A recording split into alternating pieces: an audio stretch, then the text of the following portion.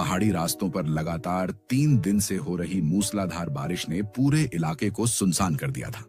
काले बादल आसमान से ऐसे लटक रहे थे मानो धरती को निगल लेना चाहते हो। एक पुरानी हांफती हुई बस कीचड़ से लथपथ कच्ची सड़क पर धीरे धीरे खिसक रही थी। बस के भीतर भी ठंड और नमी की गंध घुल चुकी थी। इसी बस में भीगे कपड़ों और भारी बैग के साथ बैठा था राजीव, एक अजनबी जो पहली बार इस रास्ते से गुजर रहा था। जब बस एक छोटे से मोड़ पर रुकी तो ड्राइवर ने पीछे मुड़कर कहा, भाई साहब, आगे का रास्ता बंद है, बारिश में पहाड़ खिसक रहे हैं, अब आगे जाना हमारे लिए खतरे से खाली नहीं है। आप यहीं उतर जाइए, यही बादल खेड़ा गांव है, रात यहीं बिता लीजिए, वरना अंधेरे में पहाड़ रास्ता नहीं छोड़ेंगे। राजीव ने खिड़की से बाहर झांका। दूर तक सिर्फ धुंध, टेढ़े मेढ़े पेड़ और पानी के गिरते धारों की गूंज। मन में एक अजीब झिझक के बावजूद वह उतर गया। बस के इंजन की आवाज धीरे धीरे दूर होती गई और अब उसके कानों में बस बारिश की बेरहम बौछार और ठंडी हवा की सिसकियां रह गई। उसके पास छतरी नहीं थी, बैग के स्ट्रैप कंधे में धंस रहे थे। भीगते भीगते वह सड़क किनारे एक जंग खाए लोहे के शटर के नीचे जाकर खड़ा हो गया। बारिश की बूंदें उसके पैरों से टकराकर ठंड का तीर मार रही थीं। पास ही एक पुरानी दुकान थी जिसके टूटे बरामदे में 4-5 लोग चुपचाप बैठे थे। मिट्टी की दीवारों के बीच टिमटिमाता एक पीला बल्ब और उनकी धीमी धीमी हंसी जैसे किसी गहरे राज में लिपटी हो। राजीव ने धीरे से सोचा, क्या ये मेरी तरफ देख भी रहे हैं या मुझे बस यूं ही नजरअंदाज कर रहे हैं? उसकी निगाहें उन चेहरों पर टिक गईं। किसी ने उससे कुछ पूछा नहीं, ना कहां से आए, ना कहां जाना है, जैसे उसकी मौजूदगी का कोई मतलब ही ना हो। एक बूढ़ा आदमी जो छत के कोने से रिश्ते पानी के नीचे बैठा था, उसे देखकर हल्की मुस्कान देता है, पर उस मुस्कान में न गर्मजोशी थी न अपनापन, बस एक ठंडी, अजीब और अनकही सी चेतावनी। राजीव के भीतर बेचैनी बढ़ी। उसने गीली हथेलियों से चेहरा पोंछा और सोचा, ये कैसा गांव है जहां कोई अजनबी से बात नहीं करता, न मदद न सवाल, बस खामोशी और नमी। राजीव अब तक पूरी तरह भीग चुका था। बारिश की बूंदें उसकी गर्दन से होते हुए रीढ़ तक ठंडी लकीर खींच रही थीं। उसने इधर उधर नजर दौड़ाई। सिर्फ वही टूटे बरामदे में बैठे लोग जो अब भी अपने अपने किस्सों में डूबे थे। वह साहस जुटाकर उनके पास चला गया। भाई, यहां आसपास कोई ढाबा या सराय है? किसी ने जवाब नहीं दिया, जैसे उसके शब्द हवा में घुलकर बारिश के शोर में खो गए हों। सबके होंठ हिल रहे थे, पर उनकी बातें उसके कानों तक नहीं पहुंच रही थीं। राजीव को यह अनदेखी चुभने लगी, पर वह थकान से बोझिल हो चुका था। उसने सामने बैठे दुकानदार से कहा, भैया, जरा एक चाय तो बना दीजिए। दुकानदार ने उसकी तरफ देखा भी नहीं, बस तांबे के केतली में उबलते पानी की तरफ ध्यान लगाए रहा। राजीव वहीं कोने में पड़ी एक लकड़ी की बेंच पर बैठ गया। बरसात का पानी बेंच के किनारों से टपक कर उसके जूतों में घुस रहा था। कुछ देर बाद बिना एक शब्द कहे दुकानदार ने उसके सामने मिट्टी का प्याला रख दिया। गरम भाप में अदरक की हल्की खुशबू थी। राजीव के होंठों पर हल्की मुस्कान आई। तो इन्हें पता है कि मैं यहां हूं, कम से कम इतना तो समझ रहे हैं। उसने एक घूंट लिया और उन लोगों की बातें सुनने की कोशिश की, लेकिन जो शब्द उसके कानों में पड़े वे किसी अजनबी बोली जैसे थे, टूटी फूटी, बेमेल और बिना किसी भाव के। राजीव ने बीच में टोका, आप लोग यहां के रहने वाले हैं? पर चारों तरफ वही चुप्पी, सिर्फ उनकी धीमी हंसी जिसमें न गर्माहट थी न खुशी। थोड़ी देर बाद उसे एक अजीब बेचैनी ने घेर लिया। वह दुकान से उठकर बाहर आया और सड़क किनारे खड़े एक पुराने टेढ़े नीम के पेड़ के नीचे जा खड़ा हुआ। हवा में गीली मिट्टी की गंध थी, पर कहीं ना कहीं उसमें एक सड़ी गली सी बदबू भी घुली थी। और तभी पानी की बौछारों के बीच उसे पत्तों के नीचे से हल्की छर्र छर्र की आवाज सुनाई दी, जैसे कोई कंकड़ पर धीरे धीरे कदम रख रहा हो। राजीव का दिल तेज धड़कने लगा। उसने गर्दन घुमाई, पर वहां कोई नहीं था। फिर एक पल को बारिश के शोर से अलग एक धीमी आहट, और उससे भी धीमी, किसी ने जैसे उसका नाम फुसफुसाया, राजीव। राजीव की नजरें उस आवाज के पीछे भागी, लेकिन बस पेड़ों के झुरमुट में एक पतली सी आकृति, गीली साड़ी का किनारा हवा में लहराता हुआ, चेहरा अंधेरे में पूरी तरह छुपा हुआ। राजीव का दिल अब अजीब सी घबराहट और जिज्ञासा के बीच झूल रहा था। माथे पर पसीने की बूंदें चमक रही थीं, जबकि बारिश की ठंडी बूंदें उसके गालों पर फिसलती चली जा रही थीं। तभी धुंधली बारिश की परतों के बीच से एक युवती का चेहरा धीरे धीरे साफ होने लगा। गेहुआ रंग, बड़ी बड़ी आंखें और होठों पर हल्की सी मुस्कान। उसकी उपस्थिति में कुछ था जो सामान्य होते हुए भी रहस्यमय लग रहा था। हाथ में काली छतरी थामे वह सीधे राजीव के सामने आकर रुकी और धीमे स्वर में बोली, क्या आप रास्ता भटक गए हैं? राजीव क्षण भर के लिए उसकी आंखों में खो गया, मानो बाकी दुनिया थम गई हो। होश में आते ही हल्की हिचक के साथ बोला, मुझे अपने घर जाना था, लेकिन इस मूसलाधार बारिश में बस वाले ने यहीं उतार दिया। अब समझ नहीं आ रहा कि रात कहां गुजारूं। लड़की ने बिना देर किए कहा, तो इसमें घबराने की क्या बात है? आप मेरे साथ चलिए, आज रात मेरे घर रुक जाइए। राजीव ने झिझकते हुए पूछा, इसमें आपको कोई परेशानी तो नहीं होगी? वह हल्के से मुस्कुराई, नहीं, वैसे भी इस मौसम में बाहर कहां ठहरेंगे। इतना कहकर वह मुड़ गई और बिना कुछ और बोले आगे बढ़ने लगी। राजीव ने अपना सामान उठाया और उसके पीछे पीछे चल पड़ा। तेज बारिश में कपड़े पूरी तरह भीग चुके थे, पर उसने एक बार भी नहीं कहा कि वह छतरी के नीचे आ जाए। रास्ते में एक पुराना पत्थर का मंदिर आया। बिजली की तेज चमक और गरजती हुई आवाज के बीच राजीव ठिठक कर बोला, क्यों ना हम कुछ देर यहीं रुक जाएं? देखो कितनी तेज बारिश है और बार बार बिजली भी चमक रही है। लड़की ने बिना उसकी ओर देखे जवाब दिया, नहीं, थोड़ा और आगे चलेंगे, मेरा घर बस पास ही है। राजीव ने फिर आग्रह किया और मंदिर के नीचे जाकर खड़ा हो गया। राजीव तो मंदिर के अंदर था, लेकिन वह लड़की अभी भी बाहर ही खड़ी थी, अपनी छतरी के अंदर। बारिश इतनी मूसलाधार थी कि वह छतरी के साथ भी भीगी जा रही थी। तभी राजीव ने उससे बोला, तुम भीग रही हो, अंदर आ जाओ। वह ठंडी आवाज में बोली, मैं इधर नहीं आ सकती, मेरा मतलब है कि मैं इस छतरी के नीचे ठीक हूं। राजीव ने मन ही मन अजीब सी खटास महसूस की, मगर चुपचाप आगे बढ़ा। कुछ देर बाद बारिश थम सी गई और वह लड़की उसे एक साधारण से घर के सामने ले आई। बाहर छोटा सा बगीचा था जिसमें झूले हिल रहे थे, मानो हवा के साथ कोई अदृश्य खेल खेल रहे हों।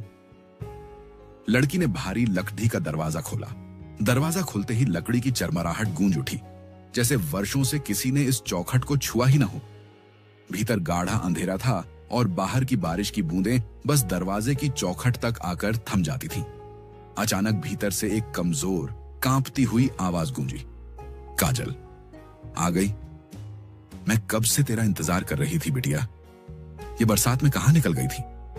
जरा अपनी दादी का भी ख्याल कर लिया कर। बूढ़ी हो गई हूं, उठने बैठने में भी तकलीफ होती है। राजीव का दिल धड़कने लगा। आवाज साफ थी, मगर बूढ़ी औरत नजर कहीं नहीं आ रही थी। उसने घबराकर कहा, ये यहां इतना अंधेरा क्यों है? अगर थोड़ी रोशनी हो जाती तो। काजल ने बिना उसकी तरफ देखे धीमे स्वर में उत्तर दिया, आज रात बिजली गुल है, इस मौसम में कोई ठीक करने नहीं आएगा, मैं मोमबत्ती ले आती हूं। वह हल्के कदमों से भीतर चली गई और थोड़ी देर बाद लौटकर एक एक कोने में मोमबत्तियां सजाने लगी। मोमबत्ती की टिमटिमाती लौ में उसका चेहरा रहस्यमय लग रहा था, कभी शांत, कभी जैसे किसी अदृश्य बात में खोया हुआ। अचानक राजीव की नजर उस वृद्धा पर पड़ी।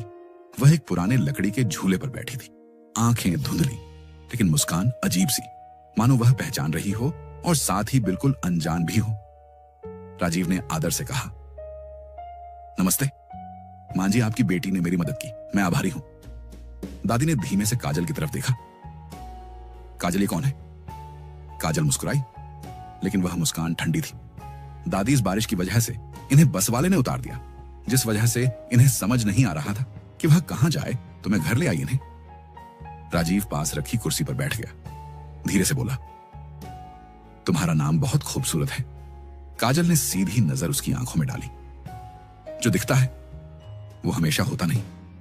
फिर उसने पूछा, भूख लगी है? राजीव ने झिझकते हुए कहा, हाँ, लेकिन तुम्हें तकलीफा नहीं देना चाहता। पहले ही तुमने रुकने की जगह दे दी, अब खाना भी। काजल ने उसके शब्द काट दिए। मेहमान भगवान का रूप होता है, तकलीफ की बात मत करो। वह रसोई में चली गई। बर्तनों की खनक और चूल्हे की सरसराहट पूरे घर में गूंज उठी। कुछ देर बाद वह पीतल की थाली में गरम गरम खाना लेकर लौटी। थाली रखते हुए उसने दादी को भी बुलाया, मगर वृद्धा ने सिर हिलाया। अभी तो खाया था, बिटिया कितनी बार खिलाएगी? राजीव ने हंसते हुए कहा, मैं अकेला कैसे खा सकता हूं, तुम भी मेरे साथ बैठो। काजल बिना कुछ कहे उसके पास बैठ गई। दोनों ने खाना शुरू किया, मगर राजीव को महसूस हुआ मोमबत्ती की लौ में काजल की परछाई दीवार पर कुछ ज्यादा लंबी और अजीब थी, मानो उसके शरीर से मेल ही नहीं खाती हो। खाना खत्म होते होते बाहर का मौसम और भी बिगड़ गया था। हवा में ठंडक के साथ एक अजीब सी नमी घुल चुकी थी, जो जैसे हड्डियों में उतर रही हो। हर कुछ मिनट में बिजली की गड़गड़ाहट इस कदर पास से होती कि राजीव को लगता मानो आसमान फटकर उसी छत पर गिर जाएगा। मोमबत्तियों की लौ बार बार कांपने लगती, कभी इतनी मंद कि लगता अब भी बुझ जाएगी, तो कभी अचानक तेज होकर दीवारों पर लंबी टेढ़ी मेढ़ी परछाइयां बना देती। काजल बर्तनों को समेटते हुए धीमे स्वर में बोली, इस गांव में बरसात का मौसम और भी भयानक हो जाता है। जैसे जैसे रात बढ़ती है, हर चीज का असर गहरा हो जाता है, यहां तक कि खामोशी का भी। उसकी मुस्कान हल्की थी, मगर उसमें कुछ ऐसा था जो सामान्य नहीं था। राजीव ने भी हल्के से हंसने की कोशिश की, लेकिन वह हंसी उसके होंठों तक पहुंचते पहुंचते जैसे थम गई। खिड़की के पास जाकर उसने बाहर झांका। बारिश की मोटी धारें अंधेरे में धुंधली आकृतियों सी लग रही थीं। बुदबुदाया, कितना खूबसूरत है, लेकिन अजीब सा भी लग रहा है। पता नहीं क्यों, जैसे इसमें कुछ छुपा हो। अचानक उसके कानों के बेहद करीब से एक फुसफुसाहट आई। कुछ चीजें सिर्फ देखी नहीं जाती, महसूस भी की जाती हैं। राजीव ने झटके से पीछे मुड़कर देखा। काजल बिल्कुल पास खड़ी थी, इतनी नजदीक कि उसके चेहरे पर मोमबत्ती की लौ की परछाई थरथरा रही थी। वह एक कदम पीछे हट गया। काजल ने बिना पलक झपकाए कहा, डर गए थे ना?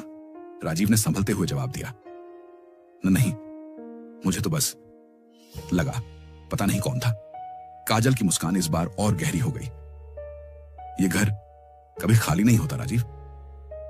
राजीव को कुछ अजीब सा लगा और उसने काजल से कहा, तुम्हें मेरा नाम कैसे पता लगा? मैंने तो तुम्हें अपना नाम भी नहीं बताया। तब काजल थोड़ा चौंकती हुई कहती है, अरे अभी तो बताया था, भूल गए। राजीव सोचता है और अपने दिमाग पर जोर डालता है कि उसने नाम कब बताया। फिर वह थोड़ी देर सोचने के बाद उसे लगने लगता है शायद मैंने ही अपना नाम बताया होगा। कुछ पल दोनों चुप रहे। फिर काजल ने अलमारी से एक मोटा पुराना कंबल निकाला। रात ठंडी होगी और खिड़की से बहुत कुछ सुनाई देगा, कोशिश करना, सब पर ध्यान मत देना। राजीव ने कंबल थामते हुए धीमे स्वर में पूछा, क्यों, क्या सुनाई देगा? काजल ने उसकी आंखों में झांक कर कहा, जो सुना नहीं जाना चाहिए। कुछ घंटों बाद सुबह की ठंडी धूप खिड़की से छनकर कमरे में फैली हुई थी। रात भर के तूफान के बाद मौसम साफ था, पर राजीव के भीतर अजीब सी भारीपन बची हुई थी। उसने आंखें खोली तो महसूस किया कि वह अनजाने में देर तक सो गया था। नीचे आंगन में उतरते ही उसकी नजर दादी पर पड़ी। वह पुराने लकड़ी के झूले पर धीमे धीमे झूल रही थी, जैसे किसी गहरे ख्याल में डूबी हो। राजीव मुस्कुराते हुए उनके पास गया। दादी जी, आपकी पोती बहुत अच्छी है, आपने उसे बड़े अच्छे संस्कार दिए हैं। दादी का चेहरा अचानक सख्त हो गया। उन्होंने भौहें सिकोड़कर कहा, कौन पोती? राजीव हल्के से हंस पड़ा। अरे कैसी बातें कर रही हैं आप? कल रात तो आप खुद उसका नाम लेकर बार बार काजल काजल कह रही थी। हमने साथ में खाना भी खाया था। आप तो मुझसे मजाक कर रही हैं। दादी की आवाज में अब नाराजगी झलकने लगी। मजाक? मेरी कोई पोती नहीं है। कल रात तुम यहां आए थे, कहा था कि बारिश में फंस गए हो और रुकना चाहते हो। मैंने सिर्फ इतना किया कि तुम्हें छत दी, बस। किसी लड़की की बात मत करो, समझे? राजीव के चेहरे का रंग उतरने लगा। वह कुछ कह पाता इससे पहले ही एक अजीब सी आवाज गूंजी, जैसे नाखून से लोहे को खुरचा जा रहा हो इतनी तेज कि उसके कान सुन्न पड़ गए। उस खुरचने में एक तीखापन था, मानो त्वचा पर खरोंच पड़ जाए और खून रिसने लगे। राजीव चौकन्ना होकर बोला, यह आवाज इस कमरे से आ रही है। उसने सामने वाले पुराने दरवाजे की ओर इशारा किया, जिस पर जंग लगा ताला लटक रहा था। दादी का स्वर अचानक कठोर हो उठा। नहीं, उस कमरे के पास मत जाना। राजीव ने आंखें सिकोड़ी। लेकिन ताला क्यों लगा है? अंदर कौन है? दादी ने झटके से सिर हिलाया। अंदर कोई नहीं, और तुम्हें अंदर झांकने की इजाजत नहीं है। इस कमरे को मैंने हमेशा बंद ही रखा है। राजीव की निगाहें उस ताले पर टिकी रहीं। उसकी सांसें तेज हो गईं। दिल में एक ख्याल कौन था? क्या दादी ने ही काजल के साथ कुछ किया है? राजीव ने दादी की मनाही को अनसुना कर ताले पर जोर लगाया। जंग लगे कुंडे ने एक कर्कश आवाज के साथ हार मान ली। जैसे ही दरवाजा चरमराता हुआ खुला, एक ठंडी बांसी हवा उसके चेहरे से टकराई, मानो किसी ने वर्षों से कैद सांस अचानक छोड़ दी हो। दादी तेज कदमों से भीतर आईं। आंखों में घबराहट और गुस्से का मिश्रण था। अंदर का दृश्य अजीब था। मकड़ी के जाल हर कोने में फैले, मोटी धूल से ढके पुराने बक्से और फर्नीचर जो मानो समय के बोझ से झुक गए हों। उसकी नजर एक जर्जर दीवार पर टंगे चित्र पर टिक गई। वह धीरे धीरे उसके पास बढ़ा, उंगलियों से धूल पोंछी, और जैसे ही चित्र साफ हुआ, उसकी सांसें रुक सी गईं। वह चेहरा, हाँ, वही कोमल मुस्कान, वही आंखें, काजल। राजीव के गले में जैसे कुछ अटक गया। ये कैसे हो सकता है? अभी कल रात तो वह यहीं थी, और दादी कह रही थी कि कोई काजल यहां रहती ही नहीं। चित्र के कोने में एक तारीख उकेरी थी, धुंधली पर स्पष्ट इतना कि पढ़ने वाले को ठंडक महसूस हो। उस तारीख का मतलब वह समझ नहीं पा रहा था, पर दिल में एक अनजाना डर गहराने लगा। उसने चित्र को और साफ करने की कोशिश की, जैसे खुद को यकीन दिलाना चाहता हो कि वह गलत नहीं है। तभी पीछे से एक धीमी खींची हुई आवाज गूंजी। क्या ढूंढ रहे हो, या किसी को ढूंढ रहे हो? राजीव का दिल तेजी से धड़कने लगा। वह पलटा और उसकी आंखें फैल गईं। उसके चेहरे से रंग उड़ गया, पसीना कनपटियों से बहने लगा। उसके सामने कोई खड़ा था। राजीव ने जैसे ही मुड़कर देखा, उसका खून मानो जम सा गया। वहां ठीक पीछे वही चेहरा, वही आंखें, काजल। उसकी सांसें अनियंत्रित हो गईं, कदम लड़खड़ा गए। वह घबराकर पीछे हटते हुए हकलाया, तुम नहीं, मत आओ मेरे पास, मुझे डर लग रहा है। काजल के होंठों पर एक अजीब स्थिर मुस्कान तैर गई। उसकी आवाज में एक ठंडी फुसफुसाहट थी। अभी तो रात में तुम मुझसे बिल्कुल नहीं डर रहे थे, अब क्या हो गया? राजीव की निगाहें भटक रही थीं, शब्द बिखर रहे थे। लेकिन दादी तो कह रही थी तुम। काजल ने उसकी बात बीच में ही काट दी, कदम और करीब लाते हुए। दादी, तुम सच में सोचते हो कि जो उन्होंने कहा वही सच है? शायद वह खुद ना जानती हो कि वह क्या कह रही है। उसकी आंखों की गहराई में कुछ ऐसा था जैसे अंधकार खुद उसमें झांक रहा हो। राजीव ने कांपते हुए कहा, यह सब मजाक है ना? सब लोग मिलकर मेरे साथ खेल रहे हैं। अगर तुम यहां ना होती तो मैं यहां। काजल का स्वर अचानक गंभीर हो गया। अगर मैं ना होती तो तुम यहां तक कभी पहुंच ही नहीं पाते। वह एक पल के लिए चुप रही, फिर धीमे से बोली, मेरा नाम सिर्फ नाम नहीं है। अगर सच में मेरे बारे में जानना चाहते हो तो आना। राजीव की आंखों में सवाल थे, कहां? काजल ने उसकी कलाई थाम ली। उसकी पकड़ ठंडी और कठोर थी, जैसे पत्थर की हो। ऊपर उस ऊंची पहाड़ी पर, जहां कोई न देख सके, न सुन सके। राजीव हिचकिचाया, लेकिन रास्ता? काजल की मुस्कान अब और रहस्यमयी हो गई। रास्ता खुद तुम्हें ढूंढ लेगा, और मैं भी। लेकिन तभी राजीव के सिर में जैसे किसी ने भारी हथौड़ा मार दिया हो। सब कुछ घूमने लगा। आंखों के सामने अंधेरा छा गया और वह जमीन पर गिर पड़ा। जब होश लौटा तो चारों ओर सन्नाटा था। उसने घबराकर इधर उधर देखा, कोई नहीं। बाहर निकलकर उसने फिर वही नजारा पाया। दादी उसी झूले पर, उसी लय में झूल रही थी।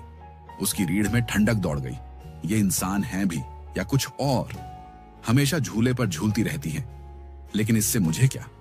और कुछ देर बाद ही शाम गहराने लगी थी। हवा में ठंडक और अजीब सी गंध थी। तभी उसे अचानक काजल की वो रहस्यमयी बात याद आई। वह जानता था रात होते ही यहां से जाना असंभव है। बसें कब की बंद हो चुकी होंगी। बिना वक्त गंवाए वह बाहर निकला और दूर नजर आती ऊंची पहाड़ी की ओर कदम बढ़ा दिए। चढ़ाई कठिन थी, लेकिन उसका मन सवालों से भरा हुआ था। जब वह शिखर पर पहुंचा तो पूरा गांव उसके पैरों के नीचे फैला था, शांत लेकिन भयावह। उसने हवा में पुकार लगाई, तुम यहां हो भी या नहीं? धीरे धीरे पीछे से कदमों की आहट आई। काजल ने आकर उसके कंधे पर हाथ रखा। उसकी आवाज में अजीब सा अपनापन और ठंडक एक साथ थी। मैंने वादा किया था तो आना ही था। देखो, मैं तुम्हारे सामने हूं, सिर्फ तुम्हारे सामने। राजीव ने सीधे कहा, जो भी तुम्हें कहना है या अपने बारे में बताना है, अब बता दो। काजल की आंखों में नमी भर आई, आवाज कांप रही थी। जानते हो, दादी हमेशा मुझे झूले पर झुलाती थी। मैं उनसे बहुत प्यार करती हूं और वो भी मुझसे बहुत प्यार करती थी। राजीव ने उसका कंधा थामते हुए कहा, और आगे कहो। काजल के होंठ थरथराए, उसकी सांसें टूटने लगीं। लेकिन वो मुझसे प्यार करके भी मुझे छू नहीं सकती, मेरी ओर देख नहीं सकती, अपने प्यार को जगा नहीं सकती। उसका गला भर आया और अगले ही पल वह जमीन पर बैठ गई, हांफते हुए चीखी। पहाड़ी की ठंडी हवा में काजल की सांसें भारी हो रही थीं। उसकी आंखों में अजीब सा डर और गहरा दर्द एक साथ तैर रहा था। राजीव ने धीरे से पूछा, क्या हुआ था तुम्हारे साथ? ये सब क्यों कह रही हो? काजल ने लंबी सांस ली, नजरें नीचे झुकाईं और कांपती आवाज में बोली, एक शाम मैं बस कुछ सामान लेने नीचे बाजार गई थी। दादी उस वक्त झूले पर बैठी मेरा इंतजार कर रही थी और मैं सोच भी नहीं सकती थी कि वो शाम मेरी जिंदगी का आखिरी सामान्य पल होगी। लौटते वक्त रास्ते में एक मोड़ पर अंधेरा बहुत घना हो गया था। मुझे लगा जैसे कोई मेरा पीछा कर रहा है। कदम तेज की, लेकिन अचानक एक चीख और फिर बस सब सन्नाटा। राजीव ने बेचैनी से उसकी तरफ देखा। फिर क्या हुआ? फिर अचानक मेरा पांव फिसला और मैं एक बड़े पत्थर से टकरा गई। झटका इतना जोर का था कि सब कुछ धुंधला हो गया। मुझे लगा बस अब सब खत्म। पर जब होश आया तो देखा मेरा शरीर तो नीचे घाटी में पड़ा था, लेकिन मैं यहां खड़ी थी, सांस ले रही थी, चल रही थी। तभी समझ आया मैं इस दुनिया को छोड़ चुकी हूं। काजल की आंखों में आंसू भर आए। मुझे नहीं पता मैं कितनी देर अंधेरे में पड़ीडी रही, पर जब आंख खुली तो समझ आया कि मैं वापस कभी उस रास्ते से लौट नहीं पाई। दादी, उन्हें अब भी लगता है कि मैं हर शाम लौट कर आती हूं। वो मुझे पुकारती है, काजल तुम लौट आई। लेकिन सच ये है राजीव कि मैं उस रात से अब तक कहीं अटकी हुई हूं। राजीव की सांसें तेज हो गईं। उसने धीरे से कहा, मतलब तुम कह रही हो कि तुम? काजल ने उसका हाथ थाम लिया। ठंडी उंगलियों का स्पर्श उसके रगों में सिहरन दौड़ा गया। मैं बस इतनी जानती हूं राजीव, अगर उस रात की सच्चाई सामने आई तो शायद मेरी और दादी की यह अधूरी मुलाकात हमेशा के लिए खत्म हो जाएगी। उसकी बातों में एक अजीब सन्नाटा घुला था, जैसे हर शब्द किसी अनकही हकीकत का बोझ ढो रहा हो। राजीव समझ नहीं पा रहा था सामने खड़ी काजल हकीकत थी या बस किसी अधूरे वादे की परछाई। राजीव ने बुझे स्वर में पूछा, लेकिन मैं इसमें क्या कर सकता हूं? मुझे तो कुछ समझ भी नहीं आता इन बातों का। काजल ने बिना झिझक उसके दोनों हाथ अपने हाथों में ले ली। ठंडक इतनी गहरी थी कि राजीव के सीने में सर्द लहर दौड़ गई। उंगलियां कांपने लगी। उसकी पकड़ कसती चली गई जैसे वो उसे जाने नहीं देगी। तुम कर सकते हो राजीव, क्योंकि मुझे तुम पर भरोसा है। जिस तरह तुमने मुझे सुना वैसे आज तक किसी ने नहीं सुना। तुम मुझे मेरी दादी से मिलवा सकते हो और जब मैं उनसे मिल लूंगी शायद मेरी आत्मा को भी चैन मिल जाए। राजीव ने उसकी आंखों में झांक कर देखा। उनमें न दर्द का अंत था न उम्मीद का। तभी काजल ने धीमे लेकिन ठोस लहजे में कहा, डरो मत, मैं तुम्हें कभी चोट नहीं पहुंचाऊंगी। तुम्हें बस इतना याद रखना है कि जब तक मैं यहां हूं तुम्हें अकेला महसूस नहीं होने दूंगी। उस पल राजीव को यकीन हो गया, काजल कोई साधारण इंसान नहीं। वो अधूरी चाहत और अधूरी विदाई का वह साया था जो जाने कब से इसी पहाड़ी पर भटक रहा था। काजल ने धीमे पर दृढ़ स्वर में कहा, राजीव, आज शाम तक तुम्हें इंतजार करना होगा। उस वक्त तुम मेरी दादी से सच कह दोगे, मेरा इंतजार तोड़ दोगे। उन्हें साफ साफ बता देना कि उनकी काजल अब कभी लौट कर नहीं आएगी। राजीव ने उसकी आंखों में झांका, पर उनमें कोई शिकन, कोई भय नहीं था, सिर्फ एक गहरी विनती। सांझ उतरते ही वह दादी के पास पहुंचा। टिमटिमाती लालटेन की रोशनी में उनका चेहरा थरथरा रहा था। उसने धीमे स्वर में कहा, दादी, आपकी पोती अब इस दुनिया में नहीं है। बुजुर्गा की आंखें चौड़ी हो गईं। झूठ, ये सब झूठ है। तुम हो कौन जो मेरी काजल के बारे में ऐसे मनहूस बोल रहा है? काजल, काजल, लौटा, मैं तेरा इंतजार कर रही हूं। उनकी आवाज में एक ऐसी बेबसी थी जो राजीव के दिल तक कांप गई। उसने खुद को संभालते हुए कहा, दादी, यकीन न हो तो मेरे साथ चलिए। जिस कमरे को काजल अपना कहती थी उसी में आपको जवाब मिलेगा। दरवाजा खोलते ही भीतर की हवा बांसी और भारी थी। जमीन पर धूल की मोटी परत, अलमारी में पड़े कपड़े गल चुके थे, जैसे सालों से किसी ने छुआ तक ना हो। उसने इशारा किया, देखिए, अगर वो सचमुच लौटने वाली होती तो क्या उनका कमरा यूं वीरान पड़ा रहता? दादी के होंठ कांपे, आंखें डबडबा गईं। कुर्सी पर ढहते हुए वो बुदबुदाई, नहीं नहीं, मेरी बच्ची। अगले ही पल उनका सारा संयम टूट गया। वो छाती पीट पीट कर चीख उठी, काजल, मेरी लाडली, मैं तेरे लिए हर शाम बैठी रही, पर तू तो आई ही नहीं। अब मैं किसका इंतजार करूं? किससे बातें करूं? उनकी हर सिसकी कमरे की दीवारों से टकराकर लौट रही थी और कहीं पास ही अदृश्य पर मौजूद काजल की आंखों से भी आंसू बह रहे थे। पर वो जानती थी अब यह अंतिम विदाई का समय है। सांझ का धुंधलका कमरे में और गहरा हो चला था। राजीव ने दादी के कांपते कंधों पर हाथ रखते हुए कहा, देखिए, अब आप रोइए मत। और क्या आपको पता है एक खास बात? काजल, आपकी काजल अभी यहीं है, इसी दरवाजे के पास खड़ी है। बस फर्क इतना है कि उसे देख सकता हूं तो सिर्फ मैं। दादी की आंखें अचानक चमक उठी। वह बेताबी से उठ खड़ी हुई, डगमगाते कदमों से इधर उधर देखने लगी। कहां है मेरी पोती? काजल, तू कहां है? मुझे दिखा, कोई तो बता दे। राजीव ने उन्हें थाम लिया। आप जो भी कहेंगी वो सुनेगी, और जो जवाब वो देगी मैं आपको बता दूंगा। दादी की आंखों से आंसू बहने लगे। मैं तेरे बिना कैसे जीऊंगी काजल? तू क्यों चली गई? किससे बातें करूंगी अब? राजीव ने पलटकर दरवाजे की ओर देखा। वहां हल्की सी धुंध के बीच काजल की आकृति खड़ी थी। उसकी आंखें भी भीगी हुई। राजीव ने धीमे से कहा, दादी, काजल कह रही है कि अब आपको मजबूत बनना होगा और मुझे मैं काजल को देखें। दादी की सांसें भारी हो गईं। उन्होंने कांपते होंठों से कहा, अगर यही उसकी आखिरी इच्छा है तो मैं मान लूंगी। राजीव ने काजल की ओर मुड़कर कहा, काजल, मैं वादा करता हूं, मैं तुम्हारी दादी को अपनी दादी की तरह रखूंगा। उनकी हर ख्वाहिश पूरी करूंगा। उन्हें कभी किसी चीज की कमी महसूस नहीं होने दूंगा, खासकर तुम्हारी। काजल की आंखों में कृतज्ञता थी। उसकी देह अब हल्की रोशनी में बदलने लगी, जैसे हवा में घुलती जा रही हो। फिर भी राजीव ने आगे बढ़कर उसका ठंडा हाथ थाम लिया।